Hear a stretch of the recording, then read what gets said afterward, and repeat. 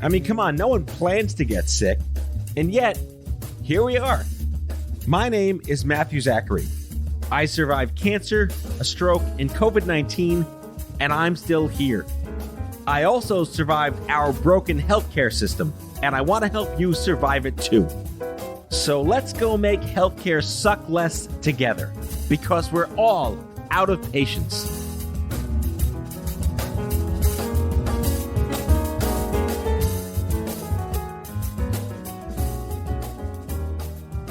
Hello friends, welcome back. Another quick reminder that if you like the show, please leave me a rating or review on Apple Podcasts because I have a very frail ego and your validation matters. This special bonus episode of Out of Patience with a little segment we're calling Scrambled Eggs with returning champion Alice Crisci, cancer survivor, fertility activist, and founder and CEO of MedAnswers. What triggered this conversation with Alice and I was a recent article in Ms. magazine by cancer survivor Madison Chapman opening up a wormhole about the stupidity and ridiculousness surrounding fertility preservation, fertility rights, unnecessary obstacles that somehow still lie in the road nearly 45 years later when the science first began. Please note that if you are interested in fertility advocacy and what you're about to listen to either angers you or further angers you with what's already baked into you, our partnership with Resolve, a nonprofit organization that's been on the show before, may just be the thing you're looking for to take action, join the movement, and give back. Let's jump down that rabbit hole and learn more right now. Enjoy the show. Welcome to this bonus episode of Out of Patience. I'm joined by my friend Alice Crisci, who you may know who's been on the show a few times. There was an article in Ms. Magazine called "The Biden-Harris Administration Must Treat Fertility as a Matter of Reproductive Choice." This is something I've been caring about for a very long time, as has Alice, but I'm just confused, and I wanted her here on the show to teach me, the idiot, what this is all about so I can react to it and say, how is this a thing? And Jesus Christ, fuck me, what can we do? Go ahead. Hi, Alice. Welcome to the show. Matthew, what a way to wake me up on a Friday afternoon when we're taping. Oh, you're hysterical. Love to be here. You know how much I love talking to you and spouting off our opinions to one another. And I do have a lot to say about this article. The first thing I do want to say, though, is I'm glad that Ms. Magazine published this. It's a huge platform. It's progressive women's, health or women's platform, if you will. And we need media companies like that preaching the same thing that we've been preaching for 13 years, 15 years, 20 years, actually 45, I believe, because that's when IVF was first invented. And that's how long it hasn't been covered by insurance.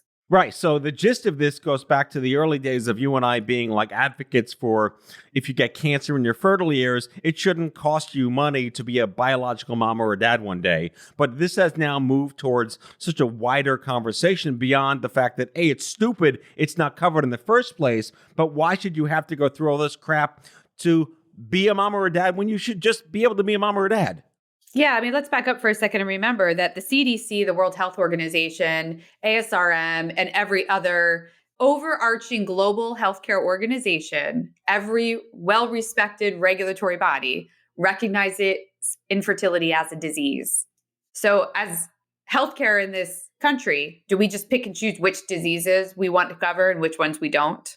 Should we cover my breast cancer, but not your brain cancer? Well, I mean, I got lucky because I had a brain in the first place. This is the thing that's infuriating about it. So there are a couple of things that really piss me off. One, it's a disease. Two, not even specialty fertility consults are covered. Now, I can understand somebody making a case for treatment not being covered. I cannot fathom that there's any other specialty area of healthcare in which you are denied a consult so you have a proper diagnostic, a proper workup, and a proper multiple treatment paths that you could go down. That doesn't exist in orthopedics, in heart disease, in cancer oncology, in back care. I mean, if you have chronic pain, you get referred to the pain specialist, and that's covered by insurance. I can't find any other area that you truly don't get to go see a specialist just for the consult. Wait, is this like an old white guy bullshit thing from like the 70s? Where did this come from? How did this originate? I think part of the origination is that these are laws that are state by state. And the hope of the ACA was this overarching federal legislation that would kind of shore up a lot of gaps that existed in state health insurance laws. Is that like a religious fundamentalist thing? No, I don't think so. I mean, yes, I do think that a lot of the pushback for the creation of embryos is religious in nature. Yes, because the destruction of embryos from a religious perspective is definitely against the Catholic Church. I mean, Vatican law very clearly states, do everything. This is exactly what the law, I read the law as it relates to reproductive health. Vatican law says, do everything you possibly can to procreate, but you can't have IVF. Right. That's fabulous. And it really is about their perception that life begins at the creation of the embryo rather than at baby's first breath in the world. Right. But if the creation of that embryo is in a lab versus in a uterus, does that vary? Doesn't change anything for them. No, it doesn't change anything for them. But what's interesting about the consult issue is that I started doing a research project with a regulatory law firm that I love. And state by state, when I started to look at telemedicine laws and telehealth laws across the country, fertility was being carved out as an exclusion. So everybody was touting last year, relaxing telemedicine laws, relaxing telehealth laws. In states like New Jersey, it's a mandated state for IVF. They still had to shore up the telemedicine access for reproductive consults. But there are a lot of states that specifically carve it out as an exclusion that you can do every other specialty consult that you need to do, which originated, by the way, in rural America for oncology.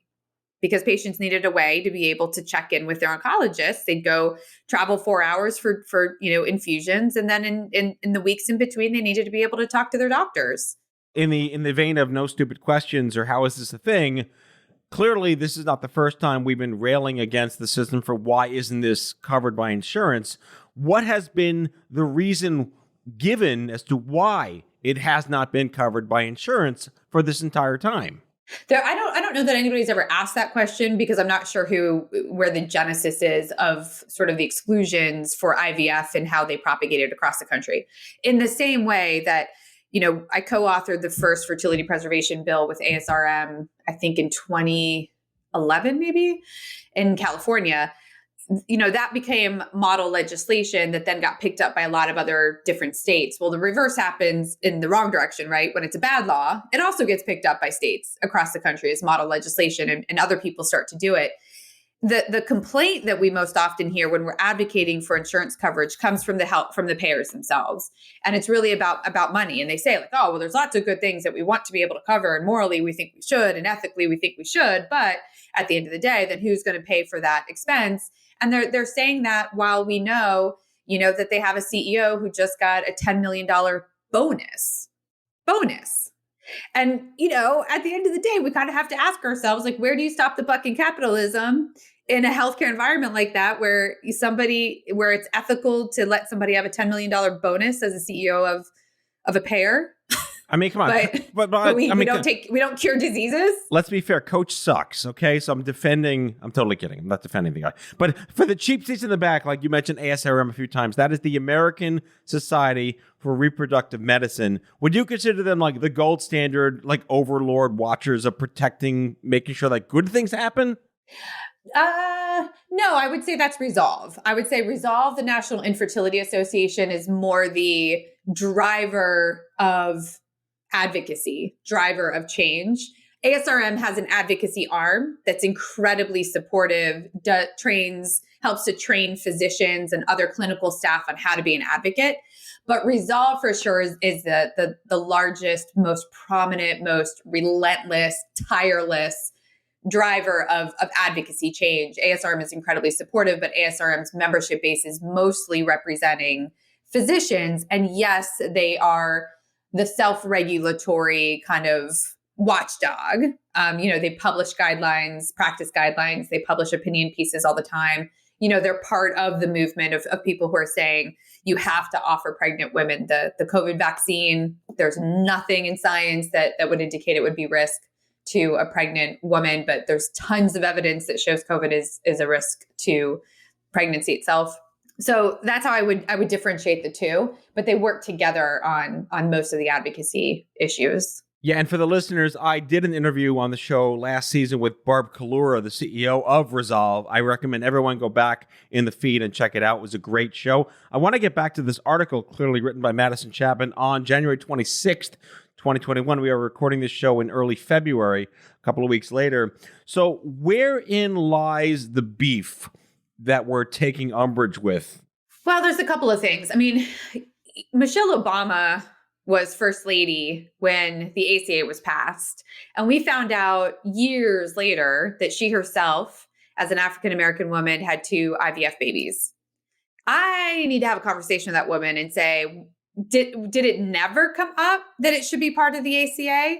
I mean, she herself must know the higher mortality rates for Black women, the terrible access to all good healthcare, let alone IVF for African-American women. So how in that whole entire time period did it never come up that it could have been added to the ACA at that point? That's one big question mark that I have. I think that, the author of this, who's a cancer survivor herself, she's one of our peers, if you will, in our club that nobody wanted to be a part of. Correct. We're all happy that we're here because we love each other so much. I love that she's raising awareness about a few things. Why does the system sort of automatically discriminate against the LGBTQA plus community, right? It's automatically stacked against them. In the absence of an egg or a sperm, you need assisted reproduction. Because of the high cost of being able to form their families, they often kind of go underground. So there's these underground websites for picking a sperm donor, even for co-parenting. And they try to do things at home. And we don't know if they've even had STD screening on the donor. There's all kinds of things. They don't necessarily have the right legal documents in place to cover parentage laws. There's so many antiquated family parentage laws on the books anyway, because the law was really written, kind of to your point of where did it start, the laws are written for white heterosexual married couples. And the media likes to talk about women are waiting longer and longer in life to have babies. We're not doing that on purpose. And that is not true across the country. I run Fertility Answers. It's a community. We have an app. We collect a lot of health data. We have an incredibly active Instagram community. What we see is a trend for people in their 20s who are placing more value on family than marriage. Half our data set is unmarried couples trying to have a baby.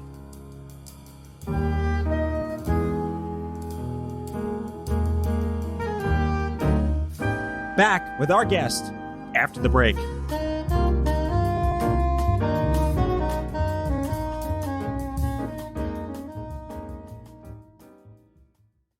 Has your chronic illness made it difficult to continue working in the traditional way? Want to learn how to find and create flexible remote work that both accommodates your chronic illness and generates an income? Join the Patients Getting Paid membership, a community of chronicpreneurs where people just like you find workshops and trainings, weekly updated condition-specific gigs, twice monthly coaching calls, co-workings, accountability, and the kindest community to support you on your path to make money while working from anywhere and taking good care of yourself. Learn more or join us at patientsgettingpaid.com.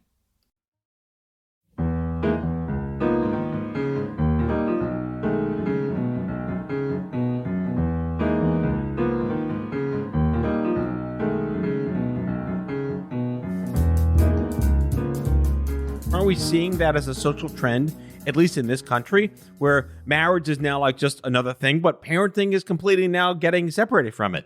Yeah, it is. It totally is. I think that is a complete societal trend. I would love to be in somebody's sociology class talking about that. It's been a massive shift too. Yeah. And also having babies later in life, which puts the idea of like reproductive preservation and this whole process in a more sort of desirable accessible thing that people need to take advantage of when you're having kids at 40 instead of 20. Yeah, but the thing is, we don't want people to say on purpose, hey, I don't want to have a kid till I'm 40. I mean, because then automatically after the age of 37, you could be facing age-related infertility. We're advocating for people to get a consult. I mean, first and foremost, get a consult as early as you possibly can so you have all your options. The reality of kind of egg freezing these days, not being experimental, people seeing better success rates. If somebody's 35, though, and freezing her eggs, she has lower quality eggs. She just does. I'd rather see 25-year-olds doing it, but it's kind of hard to convince a 25-year-old that they should be that proactive about their future. I would agree with that. That just seems to be the natural course. We talk about how we have young women in their teens as minors who get cancer, and the last thing on their mind and their parents' mind is grandparenthood and parenthood. But those are the moments to have those conversations. Yeah, sure. And I mean, those were forced upon us because we had cancer. I mean, I think in everyday life, when you don't have kind of a pressing crisis, now aging does present itself as a crisis. Right. So women who are single, even men who are single, we're seeing a growing trend of single men having babies as well. Very expensive for them because they have to use a surrogate. And until you have that pressure, until you have that urgency, it is harder to make the fertility preservation, I think, choice.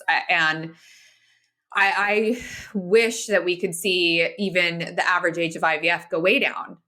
Here's the other really concerning thing about the field.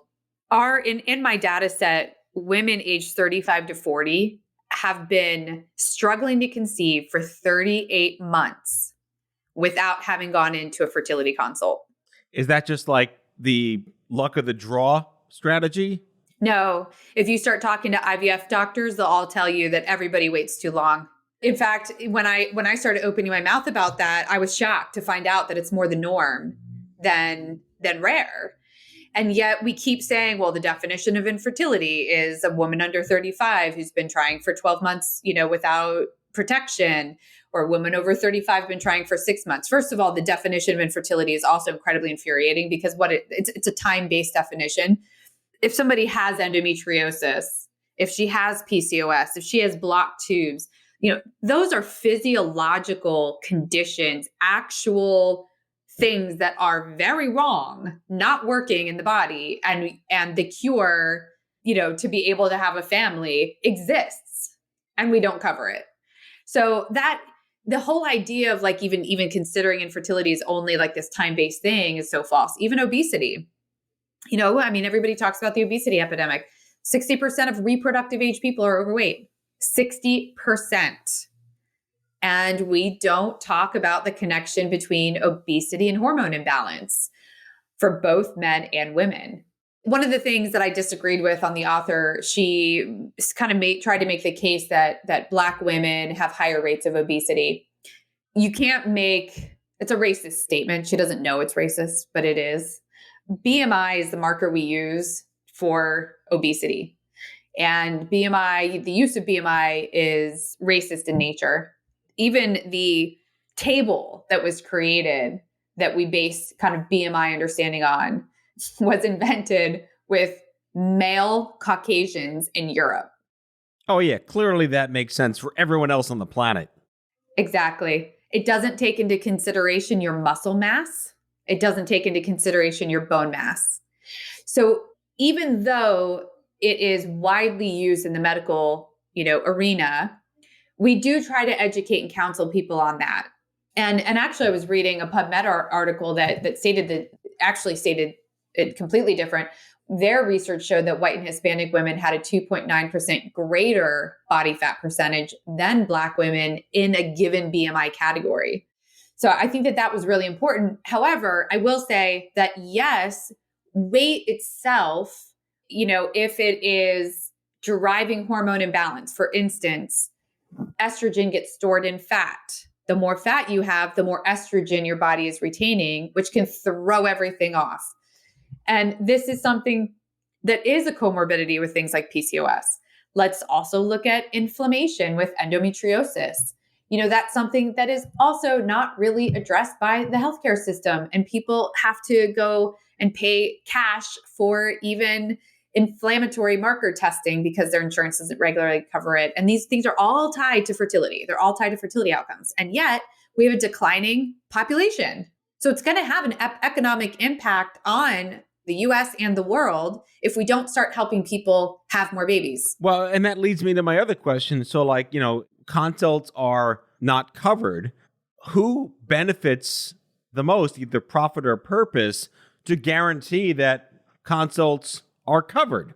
Is it like Pampers, Gerber, Love's? Like, what companies would give a shit about enacting policies that would make this affordable and accessible? It's Farring and Merck. Merck owns EMD Serono. It's the drug companies. They stand to make the most. Is there policy in this? And like, where are they at? I mean, this is not a show about like, hey, pharma, let's get this done. Like, they're aware of this. It's been many, many years. Is there any one simple thing to point to as to like, why is this not yet a thing? I'm trying to make it a thing. I mean, I'm opening my mouth. I haven't taken it on as a company, but I definitely have been in conversation with all the right people to see if it can become a thing this year. And, what I've learned throughout all my years of legislative advocacy is that it is so much easier to solve one problem at a time than like the whole entire thing. So, Right. So for instance, this author also referenced the Women's Health and Cancer Act, which ended up mandating the insurance coverage for breast reconstructive surgery.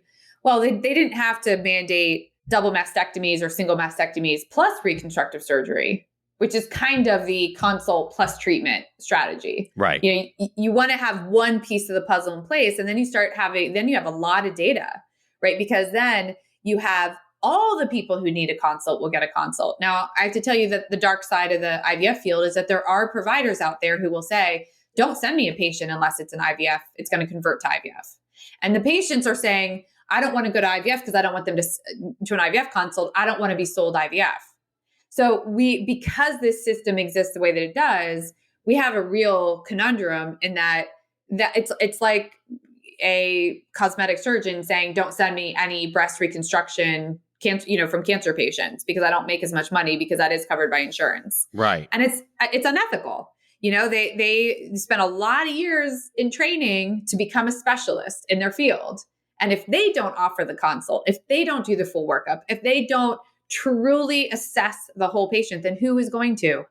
That's tragically just like, I don't have a gerund after tragically. That's just tragic in general. It's just tragic. Yeah. It's totally tragic. And I think it's disgusting. And I keep saying to people, I just want them to practice medicine. And the field became so driven by the high prices of IVF. Look, I mean, we support everybody accessing, assisted reproductive technologies if that's what they need. I think there's other solutions that we have partnered with that are up and coming, like microbiome solutions that hold so much promise for millions of people whose fertility could be solved just by balancing the gut. And we send people to Barbados if they can't afford US prices, because one of our users was quoted a $50,000 egg donor price here in the US. Egg donor cycles at Barbados IVF are 8,400. My God, this Yes. country. All right. So I have a pivot question. So most women, I think it's fair to say, and this is based on, I think our research and our recon in the nonprofit space for over a decade, most women or most men facing infertility for any one specific reason or the other are probably employed, and their benefits are driven by their employer agreements, right? So is there a way to weave in employer benefit shift change stuff that makes it a covered benefit to get a consult? Or is that just another rabbit hole within the other rabbit hole?